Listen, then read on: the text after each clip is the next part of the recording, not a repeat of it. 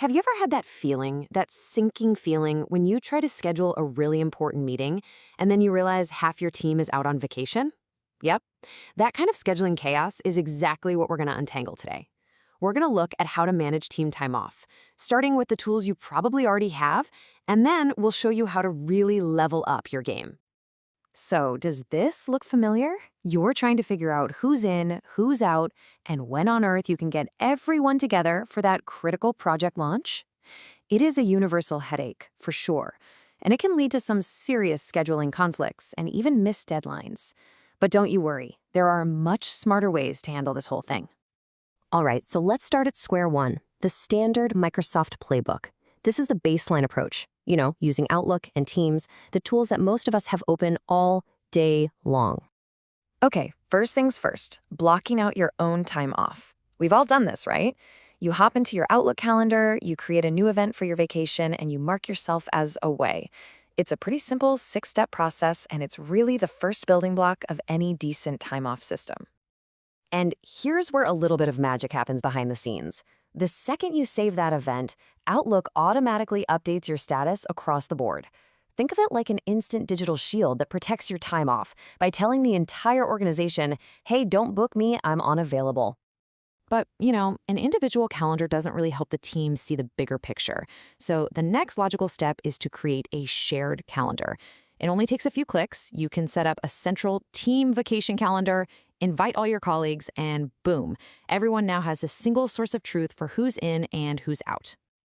Now, to make that shared calendar actually effective, a couple of pro tips really stand out. First, use color coding. It makes it so much easier to see the difference between a vacation and, say, a sick day at a quick glance. And second, you gotta build a team habit of keeping it updated. I mean, a calendar is only as good as the information you put in it, right? So what about Microsoft Teams? This is super important to understand. Teams doesn't have its own separate calendar. It's really just a seamless window that looks directly into your Outlook. And that integration is really powerful because any update you make in Outlook instantly shows up in Teams, keeping everybody perfectly aligned. So these basic tools give you a good, functional system for tracking time off. But what happens when you need more? What if you need formal approvals or you're trying to do some long-term strategic planning? Well, this is where we cross the bridge from just a basic tool to a true, powerful workflow solution.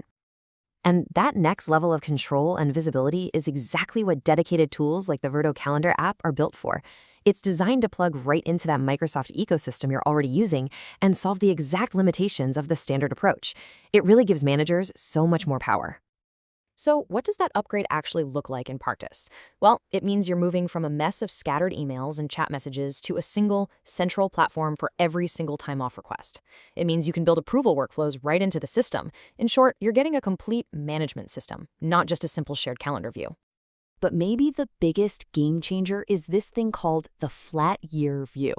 Just imagine seeing your entire team schedule for the entire year laid out on one single screen. All of a sudden, your calendar isn't just for checking who's off next week. It becomes this incredible strategic tool for long-term planning and resource allocation. Okay, so theory is one thing, but how does all this work in the real world? Let's take a look at some tips and tricks from experienced managers who are actually using these tools every single day to make their workflows better. First up, we've got Sean Plummer from The Annuity Expert, and he really emphasizes automation. See, he doesn't just record time off, he uses the system's built-in tools to actively alert him and his team about what's coming down the pike. So the key takeaway here is all about being proactive, not reactive. When you set up automated alerts for upcoming absences, you make sure there are no surprises. It lets the whole team plan ahead for project handoffs and keeps the workflow moving without any of those last-minute scrambles. Next, Tony Moriarty of Ruby Home talks about making calendar management a team sport. It's not just the manager's job to look at it, it's a collaborative process for everyone. By looking at the calendar together, even in just a quick meeting, the team can spot any potential conflicts way ahead of time.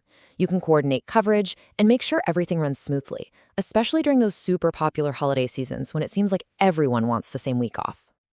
And finally, Adam Wright from Human Tonic brings up the power of integration. He connects all the different pieces of the Microsoft ecosystem to build a truly streamlined, automated system. The big lesson here is that these tools are way more powerful when they all work together. By linking Outlook, Teams, and a tool like Power Automate, which basically lets you build your own custom workflows, you can create a system that automates everything from the initial request to the final approval. And that saves a huge amount of manual effort.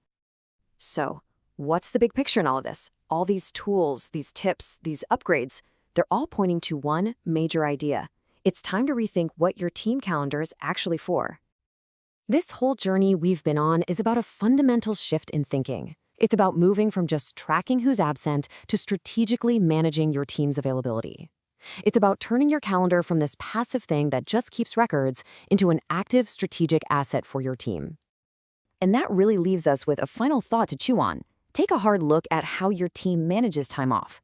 Is your calendar just a simple tool doing the bare minimum? Or are you really leveraging it as a true strategic asset?